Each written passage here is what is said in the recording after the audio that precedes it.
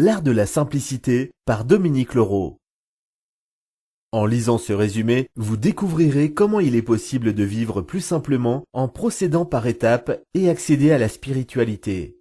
Vous découvrirez aussi que le dépouillement matériel n'est qu'une condition pour accéder au dépouillement spirituel. Vous apprendrez que tout est une question d'équilibre entre le trop et le pas assez et que faire le vide permet de se rapprocher du vrai sens de la vie. Enfin, vous comprendrez que tout n'a pas nécessairement besoin d'être expliqué. Tout le monde peut atteindre, dans sa vie, un niveau de dépouillement qui le mènera vers plus de simplicité et par conséquent vers plus de sens. À travers son livre, Dominique Leroux a voulu témoigner de sa propre recherche du mode de vie le plus idéal possible. Pour elle, tout a commencé par son ouverture au monde. Elle a vécu dans plusieurs pays différents avant de s'installer au Japon, pays de la culture zen par excellence. Sa philosophie est plutôt claire. La simplicité dans tous les aspects possibles de la vie, même ceux qui nous paraissent les moins évidents. Une simplicité vue comme un synonyme d'enrichissement, contrairement à ce qu'on pourrait penser. Une philosophie qui n'est pas si simple à appliquer dans une société qui ne jure presque que par un consumérisme poussé et dans laquelle il est parfois compliqué de combattre l'inertie mentale qu'elle nous impose. Chapitre 1. La société de consommation nous noie dans un matérialisme surabondant qui nous empêche d'accéder à l'essentiel. L'humanité n'a jamais été aussi avancée.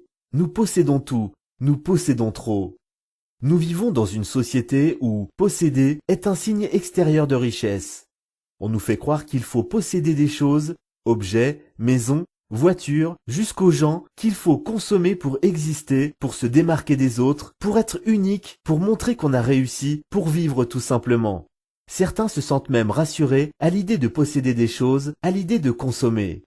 La réalisation de soi passe par le matérialisme à outrance. Tout s'achète ou se vend. Pas uniquement les objets, mais aussi les connaissances, les compétences, les gens. Dans ce désir d'acquérir toujours plus, on accumule jusqu'à l'overdose.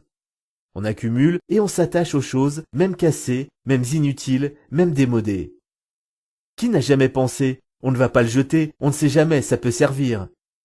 On devient esclave des objets qui nous entourent car on leur donne une valeur beaucoup plus importante qu'on ne le devrait. On perd de vue ce qui nous est réellement utile et ce qui ne l'est pas.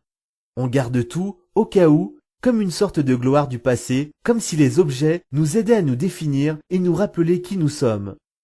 Surtout dans une société où consommer, et qui plus est, consommer de plus en plus, apparaît comme la norme. Les médias nous font croire que vivre plus simplement, en régulant notre consommation, représente un danger pour l'économie. Les gens qui choisissent de vivre dans plus de dépouillement, avec plus de frugalité, apparaissent davantage comme des marginaux, des hérétiques qui préfèrent vivre en marge comme un signe de protestation, comme une insulte lancée à la face de la société qui ne les enfermera pas dans le carcan du consumérisme, des gens pauvres ou radins qui, en refusant de vivre comme des moutons de panurge, semblent s'exclure de la civilisation. Ce sont des gens qui ne savent pas jouir de ce que nous offre la vie. Chapitre 2. Le minimalisme est le rappel que l'homme a besoin de peu pour vivre. L'auteur nous incite à nous rapprocher du minimalisme, bien que cette